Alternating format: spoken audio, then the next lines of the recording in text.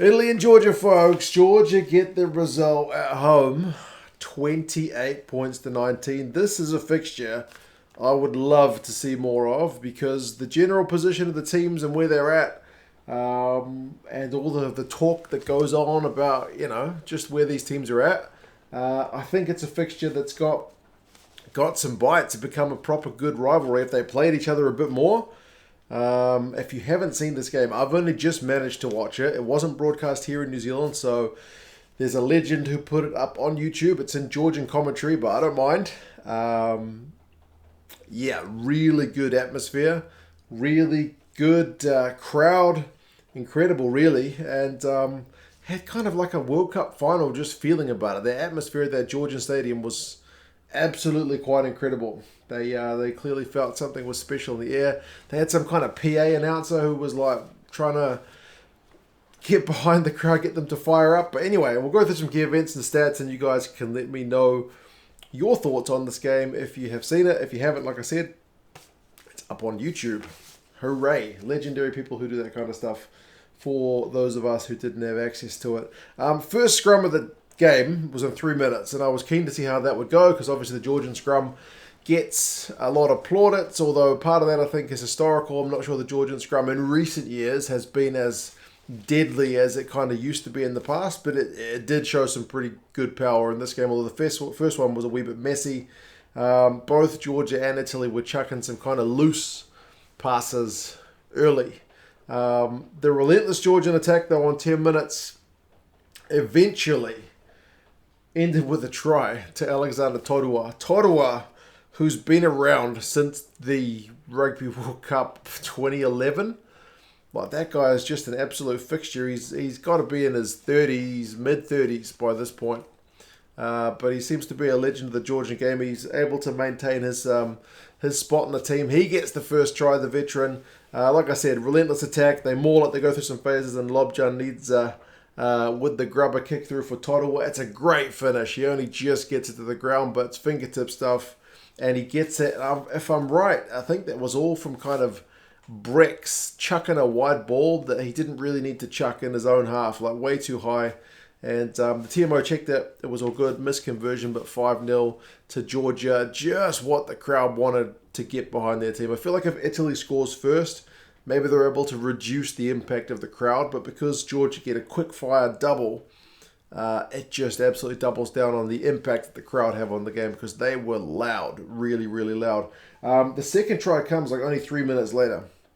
It's Abjandadza who gets his first of two, and it's maybe a lesson in not to kick down Niliashvili's throat, and if you're going to kick to him, you need to have somebody who lands or stays near him when he catches the ball. If you can't beat him in the air, which they can't, Menoncello is the guy chasing the ball.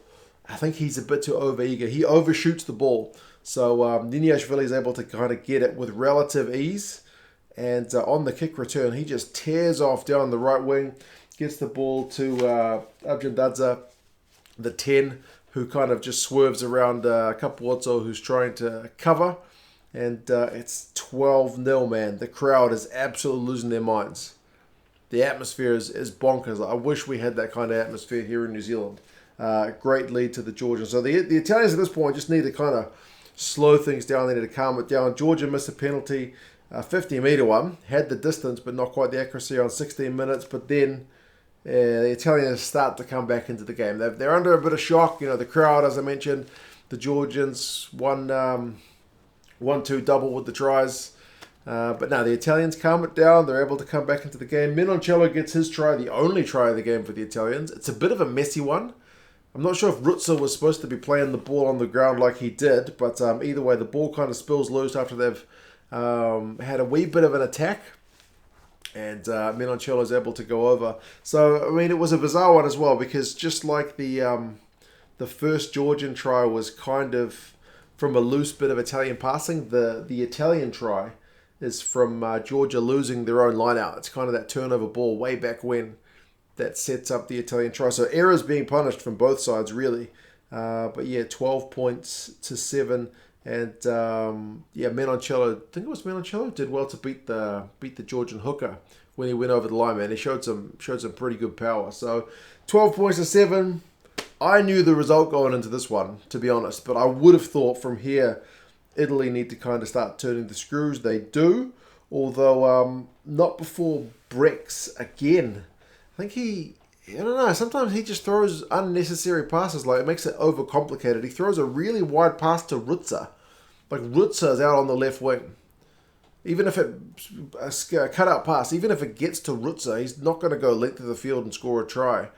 I don't know why you do that, why you just don't go through the hands. But anyway, maybe because they had advantage, they're able to go back for a penalty to make it 12-10. So it's only a 2-point ball game. Italy are coming back into it. Like I said, you would assume they're going to kind of step it up a gear. But pretty much immediately from the restart, Gorgadze is able to win a penalty at the breakdown. That penalty does hit the post, but it shows that Georgia's not ready to just kind of, let Italy step up and take them away from them. They're still in the game. Gorgadze wins another turnover, but he's immediately pinged for not releasing. Like he rips the ball, goes to ground, but then the Italians get over him.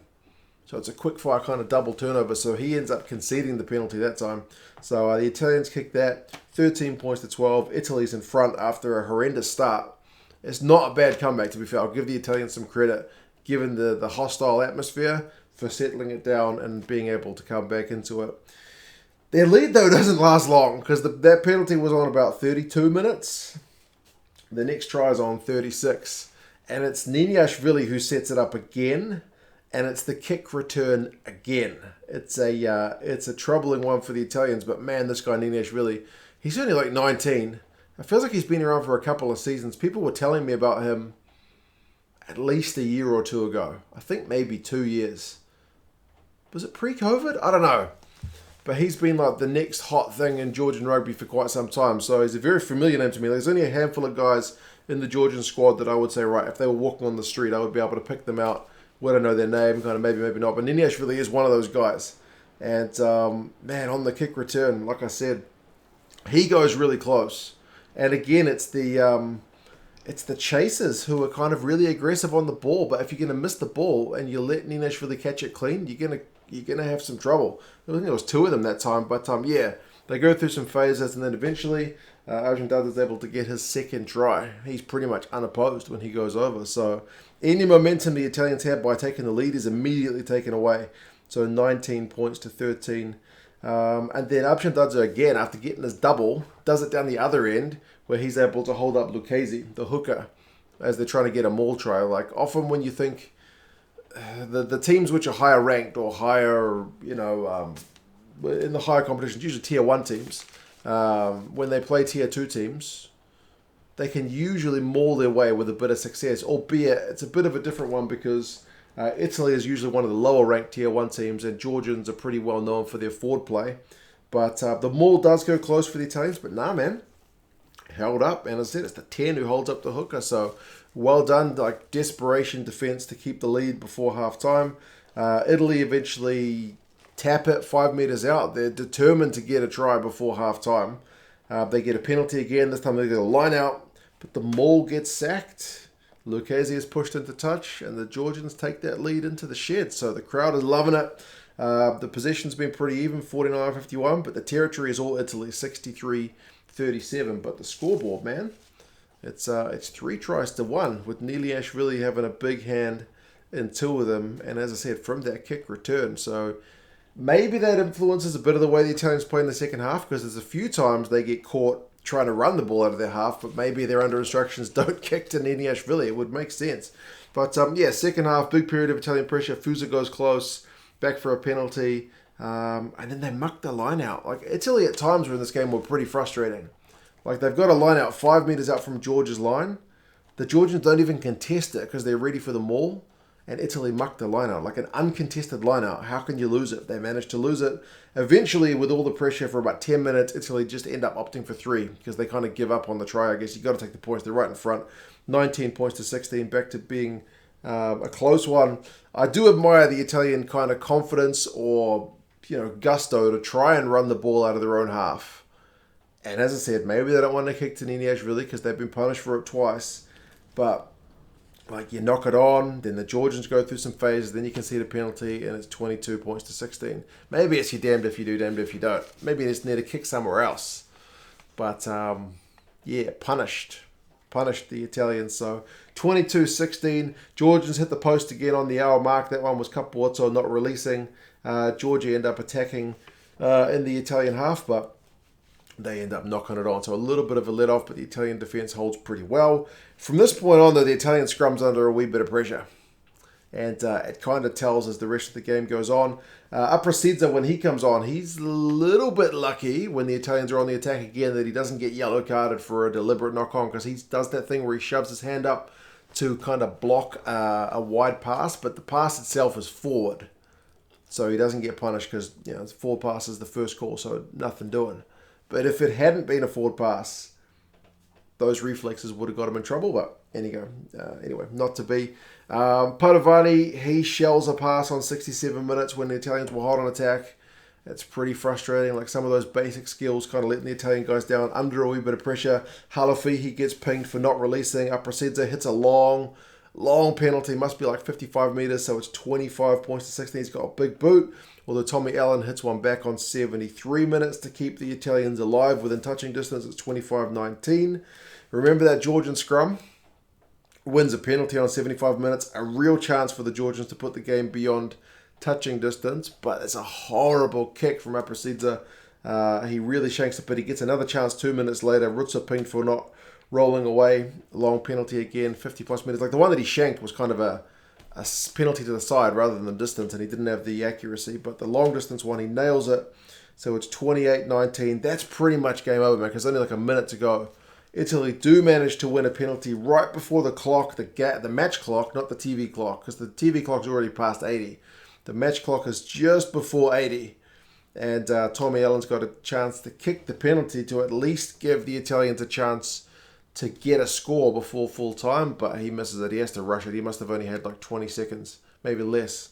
So, yeah, man, it's a 2-score lead. Georgians are able to hang on, and they kick it out for full time. There's celebrations, there's fireworks. It's unbelievable. Would they have used those fireworks if Georgia had lost? Like, there was legit prepared professional fireworks on display. That was crazy. I mean, there were some handbags at the finish. The Italian guys were not happy.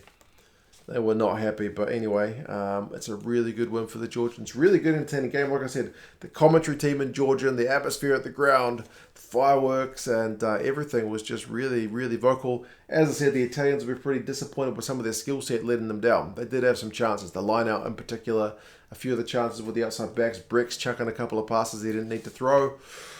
And yeah, man, Niniash really... dude is pretty hard to bring down. Team stats finish: run meters 301 to 215 225 in favor of Georgia. Possession territory is pretty even, like 54, 46. That's to Italy the territory, and 51, 49. That's the possession to Italy. So not much in it really. Knock-ons though: Italy 12 to Georgia's 8, and then turnovers conceded, which includes the knock-ons, 19 to 11. Like, honestly, the Italians will look back at those numbers and be hanging their heads in shame with some of the drop ball and times they got pinged at the breakdown.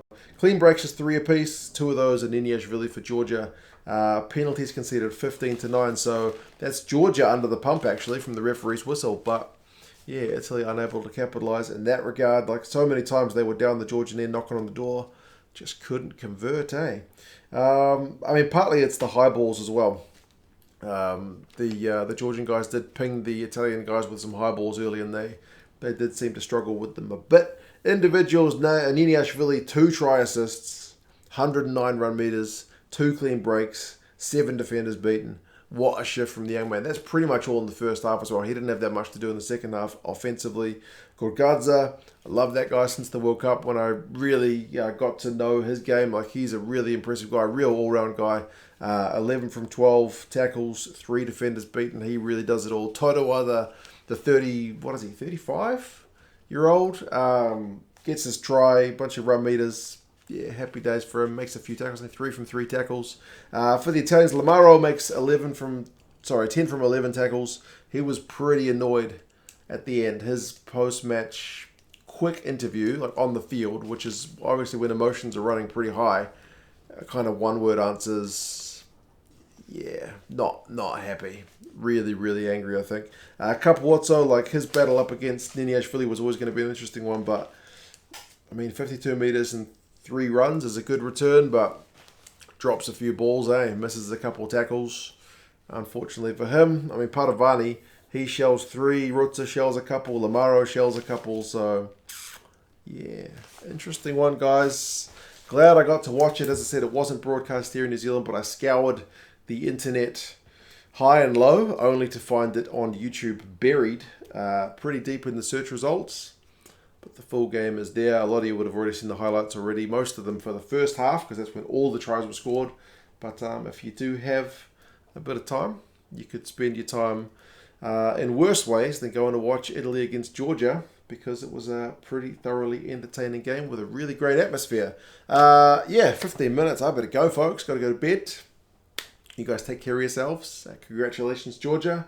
Commiserations, Italy. I will talk to you guys again soon. See you later.